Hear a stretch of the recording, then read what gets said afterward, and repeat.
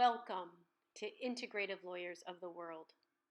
It's time for a new way of practicing law, a way that honors our interconnectedness, that values what is really important. Our core values: generosity, integrity, authenticity. If you agree, you are not alone. There is a global integrative law movement that is transformational, impactful, fun. It's time to grow because the world needs us. So we are interviewing lawyers from around the world who share their experiences as an integrative lawyer. One by one and together, we can and we are making a positive impact.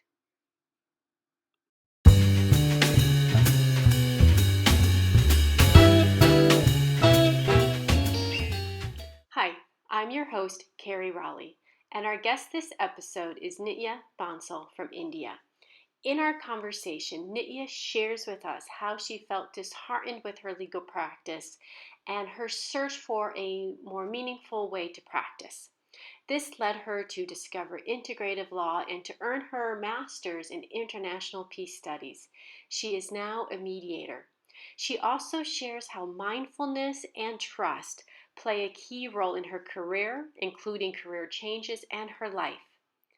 I hope you enjoyed this conversation with Nitya and all our conversations with the lawyers from around the world, which can be found at www.integrativelaw.com.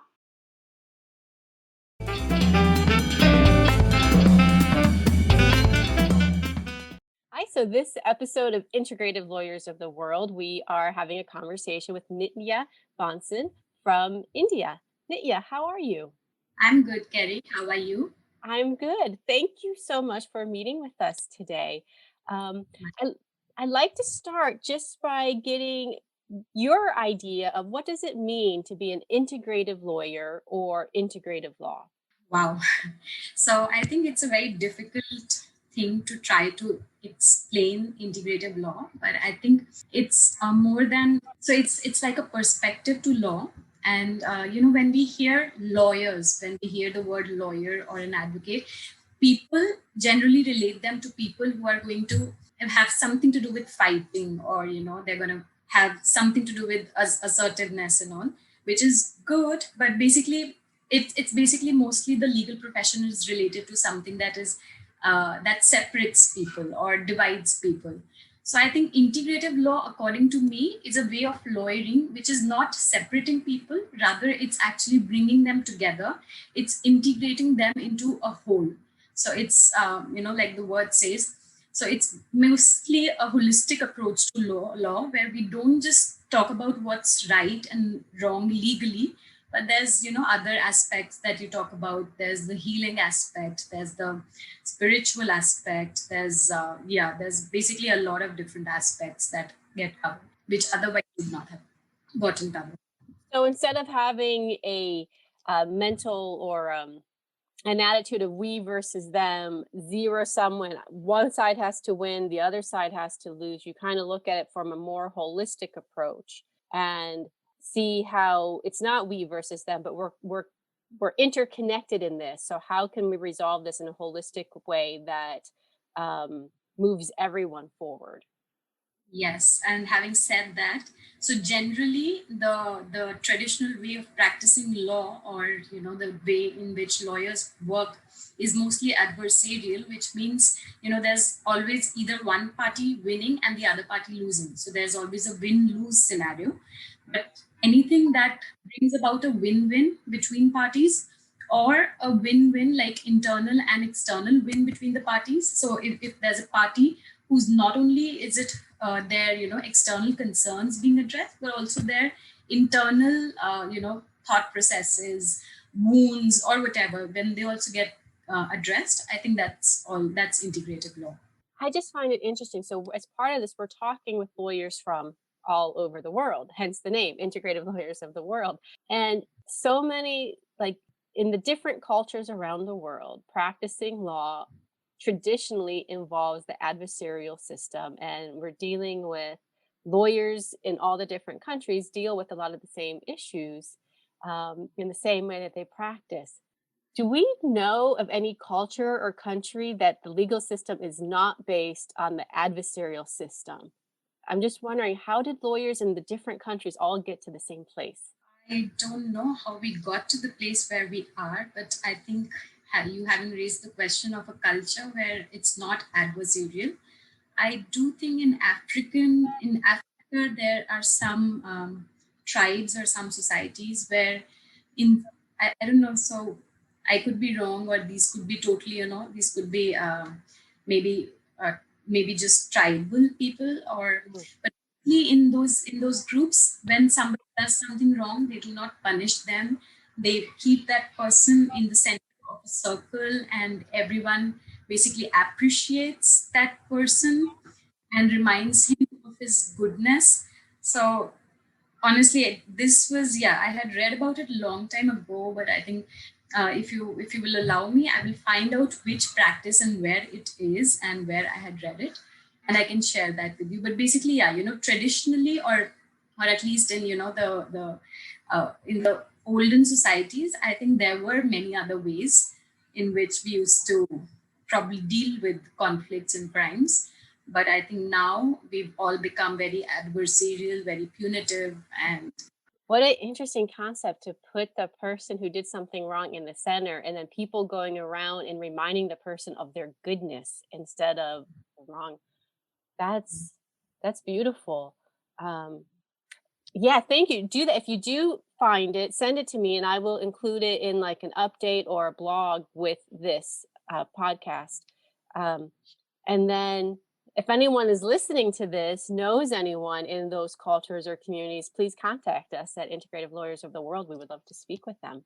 So let's go with your experience. Can you share with us a little bit about your background and experience in the legal profession and your progress toward being an integrative lawyer?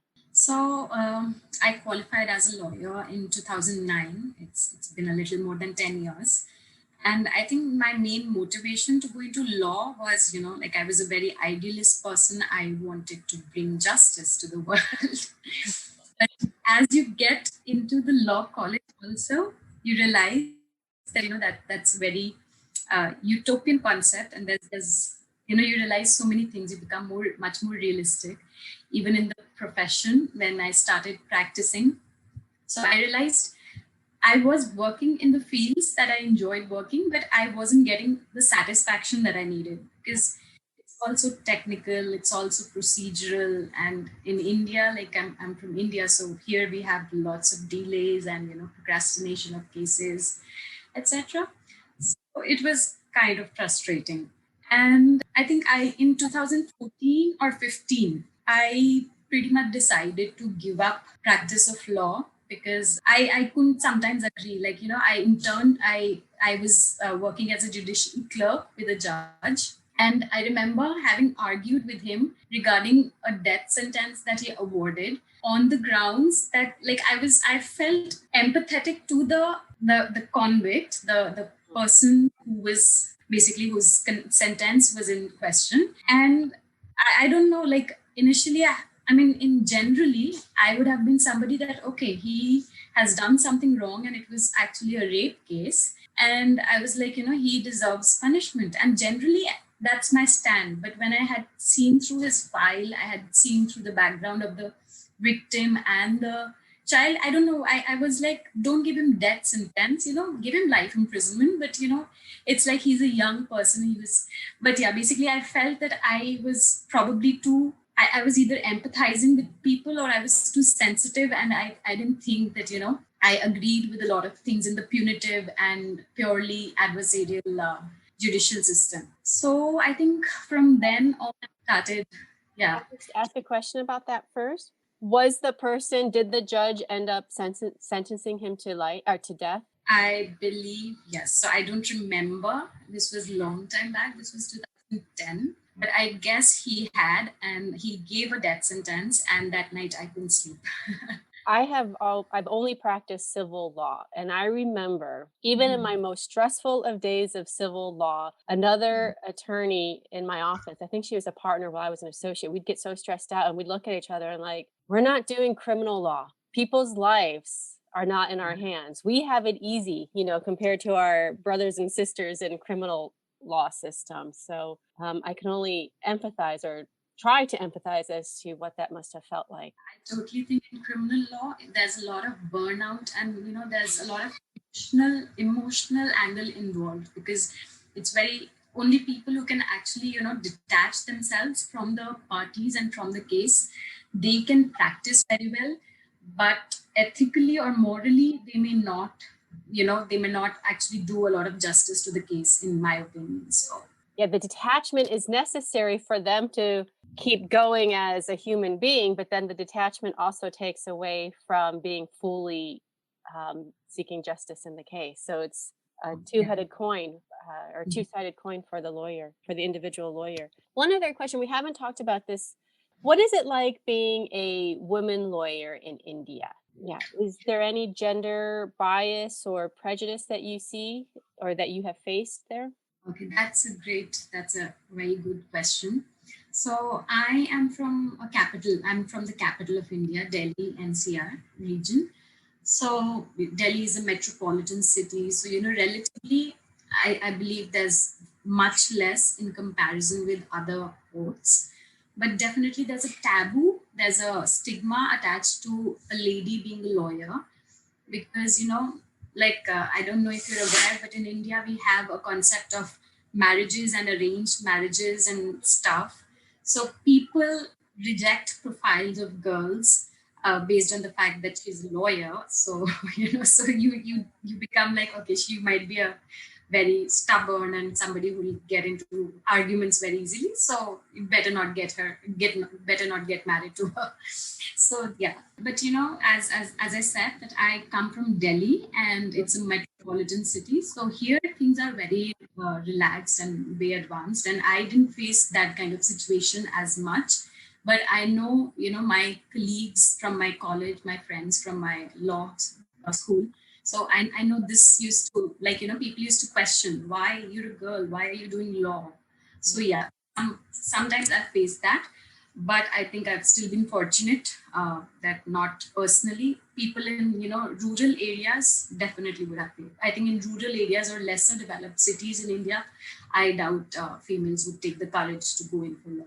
So after you decided or came to the decision to leave the judicial clerk position, what is it that you went on to do? Oh, so I think leaving the judicial clerk position was actually a mandate, because I think at that time and probably even now in India, there's a very limited period for which somebody can be a judicial clerk, and they must move to the bar. So I also practiced after that. I moved to the bar and I practiced a bit. You say move to the bar. What do you mean by that? So, I mean, you get enrolled as a lawyer, which I think even to be a judicial clerk, I had to be. But I think so.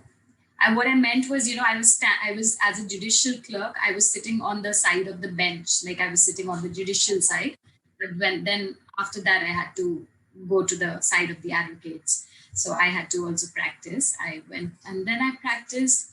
I really liked law, but I think, yeah, there were things that did dishearten me and discourage me. And I think by 2014-15, I started looking up, what else can I do? Like, I've already finished my lawyer LLB, and I've already done an LLM as well by then. So I think in 2015, and this is where came into being. So basically, I got connected to Kim, and she introduced me to these different concepts.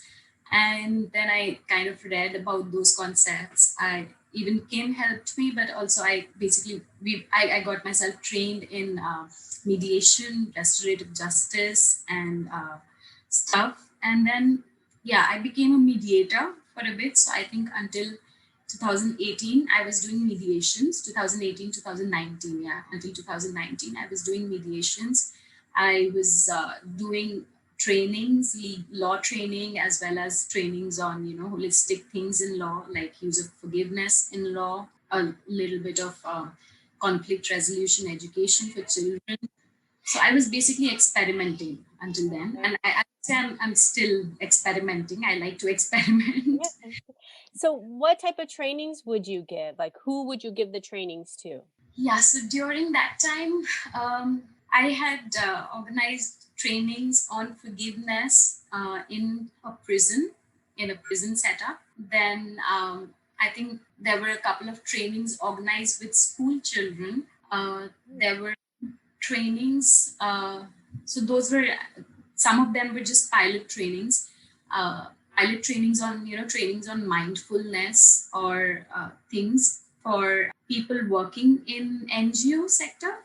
And yeah, I think pretty much, yeah, that kind of training. Yeah. So the trainings in the prisons, was it prisoners who participated in those trainings or the staff for the prisoners or a combination? This was, yeah. So this was again. So it's basically, it was our version of attempting attempting to train people in restorative justice. Okay. So in restorative justice, there's a project called Sycamore. There used to be. This is again a few years back that I know of. So in maybe in UK or somewhere, and they used to basically have something to do with where they would, make the prisoners enact and kind of, feel. So it's, of course, it's done with prisoners who, convicts who have, reached a level of remorse or who are genuinely remorseful. But then you give them the opportunity to kind of like a role play, and allowing them an opportunity to apologize to, the victim or whosoever they may have done the wrong to. So it was, our attempt was to do that, but we weren't allowed one-on-one conversations with the prisoners. So we basically we did some activities more like, spirituality or healing related activities to do with forgiveness in like a group. So basically, it was not ideally how we would have liked it, because we would have liked it in circles, but that wasn't how it was. More like, we addressing all of them together. So yeah, but yeah, it was good because we got good feedback on the That law. is good feedback. I mean, that does sound like a good program. And what about, you said you taught conflict resolution in schools? Yeah, so this was, I was anyways volunteering teaching English with some of the schools at that time. So I had just, like just, yeah, very basic skills of, communication and knowing your rights and knowing that every right comes with a duty. So it was like a very generic thing and for very young kids. But yeah, that was there as well. I like knowing every right comes with the duty. I think that gets forgotten a lot. What training did you get to give these trainings? I know you said you went to law school and you got your LLM and then mediation training. Was there any other trainings that you got that helped you develop these trainings and workshops and mindfulness practice? So, I've been a very curious person, and I think since 2012, I also became very spiritually inclined. So, I got into healings. I had taken trainings in something called chronic healing, which is, I'm not sure if you know about it, but it works on the energy body and Mhm. different science to it. And obviously, there are people who do not consider it a science Right. at all. Is it in line with Ayurveda or Reiki? Reiki, yes. Okay. So yeah, so I was trained in that. Other than that, of course I trained as a mediator. I took two trainings in restorative justice and basically restorative circle keeping and restorative justice. And it so happened that the group that I was working with in those trainings were majorly people who were from non-profits. So you get to understand, and so that train, yeah. So there was those trainings. Yeah, pretty much that. Okay, good. And And I then would oh, sorry, go ahead. and I would read and observe a lot. So Yeah. from there. It's nice. I'm glad that you shared it with us because a lot of times it's nice. I find it helpful to find out, okay, so someone was here, position A, and they had a feeling they wanted to go someplace else to position B. So what is it that they did to get there? Because sometimes it helps gives others ideas. Oh, okay, this is what I can do. And maybe it is by starting one training or one workshop. You go there and you learn something, and that may open up other doors or create other ideas for you to follow. You recently also got a master's in peace and conflict resolution. Is that right? Or peace studies? Yeah, they call it International Peace Studies. It's supposed to be very similar to conflict resolution training, but yeah, I like the name Peace Studies, Yeah. International Peace. And yeah, I think that was also an experience. So having started mediations, I think I pretty much really liked mediation. So my legal career, like other than all the healing and the various experimentation stuff, which I would have anyways done, even if like irrespective of my search for something more meaningful in the profession. So yeah, so when I became a mediator, I think I really liked mediating, and I think I wanted to do this international peace studies to basically get a hang on how conflict resolution or mediations and this kind of stuff work in international conflicts. So yeah, it was a great experience. It was different from what I was doing earlier. So it was nice. Yeah. Okay.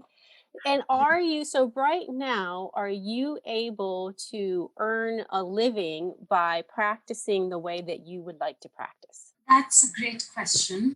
And I would say, in my life journey, I have seen that when you really are, when you're really looking for something and your intention is, to do good for others, and it's not just your own benefit, so you are taken care of. So with me, that has been the case. I have had very fluctuate. I've changed jobs many a times, but I've had some or the other job. Right now, I think since 2018, I would say, I felt I was relatively secure, and that's when I felt I could, go and take up another master's program and invest a little in my again education. So yeah, so but I think I primarily believe in that if you do something for a bigger cause, then and you're aligned with the universe, then yeah, your needs are taken care of. Okay. Sorry, that noise is Yeah. that causing trouble? Yeah, I don't think so. We might just pause a second. Okay, it stopped. It's fine. It's fine. Um, I mean, I can hear it, but I can hear you talking over it, so it's okay. As it gets louder, maybe I'll go like this for you to speak up louder so that you are Okay. over it. But I think I was able to focus on you. So hopefully, if I was able to do it, then the audience should be able to do it too. All right. So where are you today in terms of your current work or your current projects or goals or vision for your future and as being an integrative lawyer? Uh, I've never really had a very specific goal in life. I feel I like to go with the flow, and generally it has worked with me. I just feel inspired to do something, and I do that. A lot of the times, people around me say it's not a very practical decision, and I still check with my own heart, and if I still feel like doing it, I just do that. I think, So, and that's part of the key when I hear you talking, when you say you feel inspired to do something, you go with it. And I think I was just about to ask, so many, sometimes we could keep ourselves so busy that or maybe let me reword this differently. When I was a phase of life where I kept myself so busy with, the day to day and the work demands, I felt less, the inspirations would come less, or I wouldn't give life to them. They would come, I would be inspired, but I wouldn't connect with it because I had to go to the next deadline. I had to do this. And then that left me feeling eventually burnt out. I think it's very strong to be connected to yourself and to know yourself so that you can feel the inspiration when it comes to you. And then be able to check in with your heart and say, yes, I'm going to go forward with this. I think that takes authenticity and strength. And so, which then paves the way for the other thing for you to say how things unfold for you. I think when you Yeah. have that authenticity and that strength and you follow your heart, things unfold for you and you're taken care of.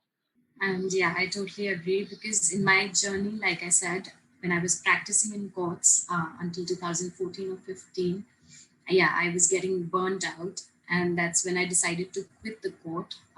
And then I got into teaching law. So I was continued with a job, but I taught law. But at the same time, I was already exploring other things. Like I was taking all these trainings for healing and other things.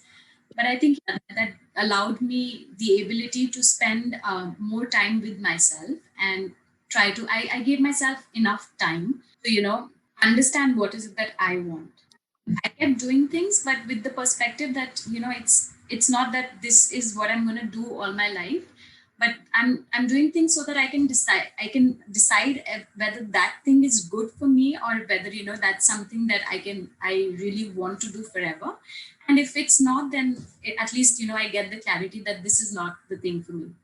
So yeah, I so from there, yeah, so basically, yeah, and I think there's nothing wrong in, having done different things in life, because only when you experiment and do different things in life, only then you really know, what you are actually very good at doing, what are your limitations. And yeah, and all of the time, I wouldn't say any small project has gone waste. So, Mm, something worked at that time, and I think that was really needed, for that would have benefited the people for whom that project or that thing was delivered. And maybe I didn't continue in that, but everything that I've done, yeah, I think it has added value either to me or to somebody mm. else. Does your mindful practice come into play with, I'm going to go through this experience, or, and then observe how, do I like it? Do I not like it? If I like it, I'll go this way. And so is that, is your mindful practice folded in with that? So while I was going through that journey, I wouldn't say, at that time, obviously, I wanted to stick to one particular thing. So Mm, it's not prepared for that. yeah. But it so happened that, like something started. I learned I would say I'm a believer in destiny sometimes. So, I learned whatever I that experience, I guess, and I learned whatever probably I had to, um, or probably I did whatever I was meant to do in that experience. So, and then, yeah, when I got the next inspiration, I did the next inspiration. So, yeah, but yeah, I mean, today I can say, I mean, I think last 2 years have been really mostly, I don't know how to put it in words, but basically, those have been years, defining years for me. Today, after all these years of trying different things, I feel, and I'm pretty confident of knowing what is it that I want to do in life. Mm, And I can very confidently say that every experience of, every different experience has come in handy for my life so far, in getting me where I am today, in the sense of the clarity of, that what I want to do, and what I feel is probably even, like, my life's calling, maybe. So yeah. That is some very good advice. I felt too like you have to have a clear vision of what you want to do and then stick with it. And then that puts so much pressure to make that right decision. And for me, once I had it, once I chose it, I was afraid to veer off course, even though I had a feeling I wasn't on the right course for myself. So the advice, go ahead and experience things. And with each experience, even if you find out what your strengths are, what you like, what you don't like, even if it's a short-term experience, it helps you get that clarity to where you are to be, or where you want to be, where you are to be, and where it all comes lined up together. That is, I wish I had heard that when I was like 19. Two more things I want to ask about. One, you had mentioned you gave mindfulness trainings. Is there anything that you can share with people today about mindfulness, and either how you practice it or the trainings that you give? What does it mean to be mindful, and how do you practice it? My mindfulness trainings, like I'm not really qualified to deliver mindfulness trainings. So they were more like me teaching from my own experience Mm-hmm. in informal groups. Um, but yeah, I think mindfulness is something that allows you to live in acceptance of the moment and in surrender of every moment. And I think once you live in that state, then you are closer to your guidance, to the inspiration. Basically, yeah, my mindfulness works at a very different level. It basically, I think, makes space for things that better things to come in your life which you yourself may not be capable of imagining or dreaming. Yes. So yeah, and there's different ways of practicing mindfulness. So I would basically, for me, meditating is mindfulness. But yeah, of course, there's also walking mindfulness. You can practice mindfulness while you're working. But yeah, for me it was mainly, I've tried different types of meditations, and yeah, I still do meditations. Basically, I don't have a fixed type that I follow. I try or do different things based on what I feel the need to do. So Do you meditate on a daily basis or a regular basis? sometimes I do, but I'm not very, I'm not very, yeah, disciplined in that respect. I do try to, so if I'm not meditating, I do try to spend just those introspective moments with myself. And so yes, that I do, and that's actually part of my daily routine. And I think it's not even part of my routine by choice, but it's also a need for a person like me. Like I need uh, those intervals. I cannot, like when I was very busy in courts, Mm. I was getting burned out. So I decided, and I even today, I do not take anything. I work at my own pace. I don't take things that make me feel overburdened. So even when I'm working, whatever I'm doing, I give myself space. You give your And and you don't feel overburdened when you're doing it. So then you can give yourself more fully to it. There are sometimes like we're now where I can sense it now when I start taking on a little too much. I do feel a little bit overburdened, but I'm more aware of it. And then once I kind of call it a name, it helps me to not be so stressed. Because I guess in law firm days, I was overburdened, and then the overburden made me feel stressed. Now there may be phases where I still may feel overburdened because perhaps I chose to take on a little more. Like with me, I'll take on a project thinking, oh, it's going to take me this long to do. So then I'll take on another project, but then the first project takes me longer. And so then I got to do the second project or the third project. And so it's all stuff that I enjoy, but I'll get a feeling overburdened that I need to do them all right now. But once I start feeling that, I acknowledge it. And then the extra side stress of kind of goes down a little bit.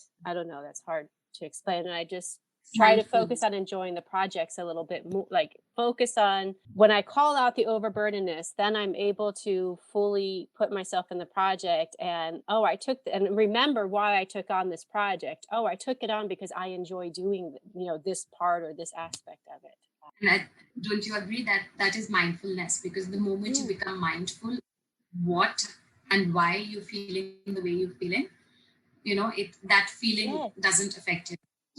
And it helps. And I do I'm not, there are still times where it takes me to get there. I was joking around with my sister. Sometimes I have a delayed mindfulness, or meaning I'll have a situation that comes up, and then I could feel like I'm reacting, like in the moment in the situation, I'm reacting to things because I'm more reacting. And then what used to be a week then became, a day, and now it's like 15 minutes. I'm able to observe why I was reacting the way, what my triggers were. So the time period for me to recognize the triggers is getting shorter and shorter. It's still not 100% in the moment. But so I always say all the time, my sister, I have delayed mindfulness, but I think I might reset that because I don't want it to always be delayed. I don't know how to reset that right now. A growing mindfulness. Maybe I'll word it as a growing mindfulness. I'm getting better at it. Yeah, but also, I kind of accept. For me also, I've always had cycles. So there are days and, long, there are days when I feel that, I'm very good, detached and mindful. And, it takes me not more than a minute or two to kind of detach. But then there are those days when I tend to hold on to any small trigger that comes into my. But then there's again, so there's growing, and then there's again you tend to fall back in that scenario. So yeah, I think that's gonna happen. That's part of life. So. And then being okay with that, not judging yourself for being in one cycle or the other in terms of reacting and triggers. Yeah, that is nice. Okay, one last thing I wanted to talk about is you have a project or a dream of creating an online dispute resolution or conflict resolution platform. Can you talk about that a little bit? And in that, I had used the words conflict and dispute resolution kind of interchangeably, but I think there's a difference between them, as you and I had talked before our interview. So I'd like you to share your thoughts on that as well. So yeah, so my profile, like I shared, I've done trainings in mediation, and then I went for this conflict resolution course. So my profile so far has mostly been around, conflict resolution and dispute resolution. And it's interesting. So, a lot of the times we use the terms interchangeably, and which works because they do mean the same things. But, when I got deeper into this course that did, I realized that, a conflict is can be way bigger than a dispute. And there's a difference between the two. And of course, that's why the resolution processes for both of these also may differ. So as lawyers, I think what we all focus on is dispute resolution, because mostly those disputes, and I think it's again the adversarial way, or it's again so basically as lawyers we only talk about our legal rights. So who has a right to something, or who is legally correct in a situation, or who's legally wrong in a situation. But when we talk of conflict could be beyond what's legally right and wrong. So, like, to give you an example, say you and me both, uh, so we are probably neighbors, or we live in the same house, and we claim that, that this house belongs to me, and you claim that this house belongs to you. You have your reasons, I have my reasons. You have your evidentiary proof, I have my evidentiary proof. But that decision or that dispute is a dispute because it's a decision that will be, decided based on law. But then there's the other thing. The other thing is where it's just because of our values. There's no legality involved. There's no legal issue involved. But say both of us we live together, or we are neighbors, but we really fight a lot. And we fight a lot because maybe I, being an Indian, have a bias against, say, you being an American, or it could be something else. So those kinds of conflicts you can't resolve through the court. So that kind of conflicts, the processes that you apply are, are conflict resolution. Um, I think yeah. So dispute resolution and conflict resolution, they do involve same processes, except sometimes in conflict resolution you take to practices that are beyond just legal things. So, for instance, I think there's these national dialogues, truth and reconciliation commissions, where there's been conflicts, there's been wars, and you can't really decide who was wrong because, like, who started the situation, or who was. So in that case, I think resolving that conflict cannot be done only from a legal perspective. So you have to, take approaches that are beyond legal, and I think that's conflict resolution. So, What are some of the approaches that are beyond legal? Some of the actual practices or tools that are beyond the legal tools? So yeah, I may use the term beyond legal, even though I think more and more these days these practices are getting recognized as part of legal. legal or transitional justice, or other forms of justice. So, but yeah, like things like truth and reconciliation commissions, where there's a public apology, or there are commissions set up to deliver public apologies for mass wrongs that get committed. Then in Why do conflict. you think it's can I ask why do you think it's important to have that public apology? So, I mean, in a situation like a war or a conflict, there's been a lot of harm, trauma Mm, people have died, but people have died on both sides, right? yeah. So it's not, you cannot just decide. So if there was a legal way of looking at that, the legal way would be that if countries A and B, or ethnic communities A and B have a fight, so who was right and who was wrong in bringing up the fight? So a legal way of resolving the dispute might, a purely legal way, when I say legal, I mean purely legal way, would have been that was was the community A right in beginning the dispute, or was the community Mm, B right in defending it or not? But ultimately, that's not what matters in a dispute where everybody, both parties, have equally lost. What needs resolution is not the fact whether A or B was right. What needs resolution is that a lot of damage has been done because we each claimed yeah. to be right, and that basically we all need to mourn and heal it together, because it's not a matter of who was right. It's a matter of that, yes, damage has been done and we have to move from it. We need to heal from it.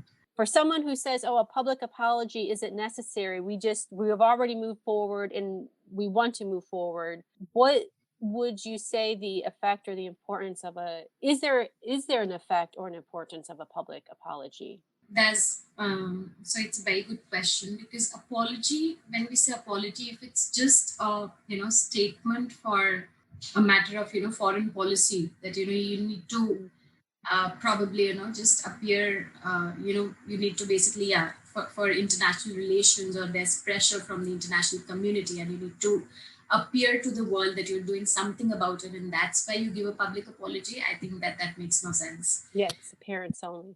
Mm, Yeah, so if there's a case where people genuinely acknowledge that, okay, something wrong has, if they dispute that the wrong has been done, or they dispute that that wrong was actually not because of race or whatever, then I think, I mean, I don't see the need for a public apology there. But what matters is not making an apology. What matters is feeling an apology. If feeling that you and having that feeling, and having the intention to make good that feeling, that harm. So yeah, public mm, apology means nothing, and if it's not coming from a deeper intention. So yeah, so I in America's case, it may work, but yeah, it may not work if it's not, if people who at one point they deny, who dispute the fact that there's still any kind of racism, and then just to you know appease the world or the international relations, or yeah. then they say, then I think that's not even because that's not even required. I mean, I'm not nobody to judge whether whose position is right. Mm. There's every probability that there's actually not, the discrimination is not purely racial, and there's other things. So I'm nobody to judge that.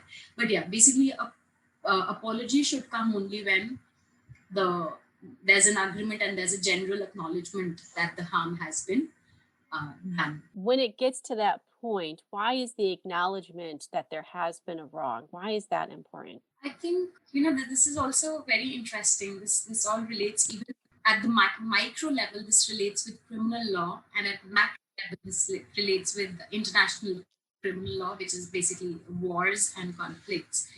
From from a legal perspective, if somebody does some harm to me, okay, if somebody does some crime against me, either in a personal crime, like in a individual based crime, or as part of a war or an ethnic conflict or something, for my concern, okay, let's say, when the legal, when people from the judicial fraternity come in, their focus is on punishing the offender.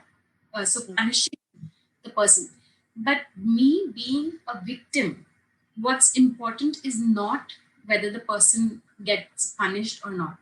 I mean, yes, there will be cases where the person getting punishment gives me a lot of, feeling better. But I think I'll feel much more better where that person, acknowledges that, okay, I did this, and, tries to explain his story that, okay, I did this because of this. I felt this, or, and acknowledging that, okay, I could have been wrong here, but I didn't intend this or whatever. But basically, once that will give me closure, irrespective of the offender being punished or not. If I get that acknowledgement, it will give me closure. So I think that's why acknowledgement and apologies, they can be kind of healing, and they can help sometimes. Yeah. Very nice. I can see that.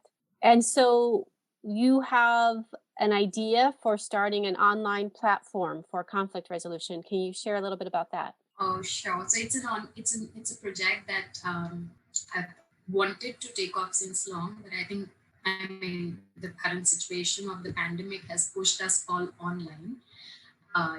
So I think that's why dispute resolution as well.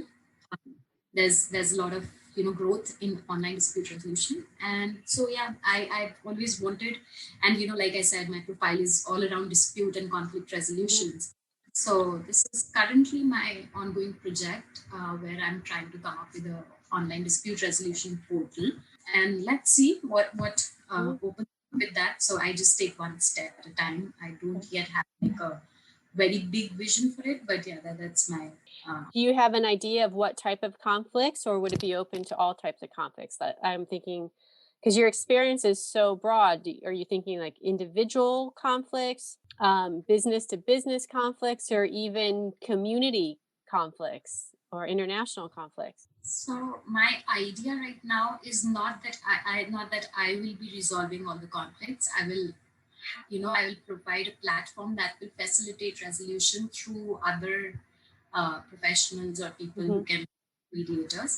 So I can, in that capacity, the long-term vision can be all kinds of disputes, be it community, be it family, be it commercial, be it international as well. Conflicts, like situations of wars and all, is slightly, and I would say it's a very different ball game. It's more on the level of diplomacy, and I don't think online you can do that kind of work.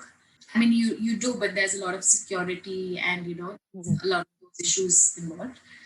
So yeah, so that isn't yet my target. Although yes, one day I would love to be involved in international conflict mediations, especially after having gone through my international peace studies course. But yeah, currently my focus will be I'll start with a combination of commercial and community mediations, and let's see, I'll experiment with one or two models, and whichever uh, works better. Yeah. And Continuing on with your experimentation and being open for the process and things to unfold. That's wonderful. Well, I wish you much continued success. that's a message that I've learned from my own life, that when we really want to do something, and that something is not just for our personal interest, then we have to trust, and what usually happens is that our needs get taken care of. So I think most of the time people don't take steps in the direction where they want to go because they are afraid that how will they make the ends meet. And yeah, in my journey also, I was in that situation where I didn't know how will I make my ends meet. But I think yeah, if your intentions are pure, then I think somewhere or the other they get met. So yeah. That is a beautiful message. I have found that for myself to be true as well. Um, so wonderful. Well, thank you so much for being part of Integrative Lawyers of the World. I enjoyed speaking with you today. Carrie, thank you so much for having me.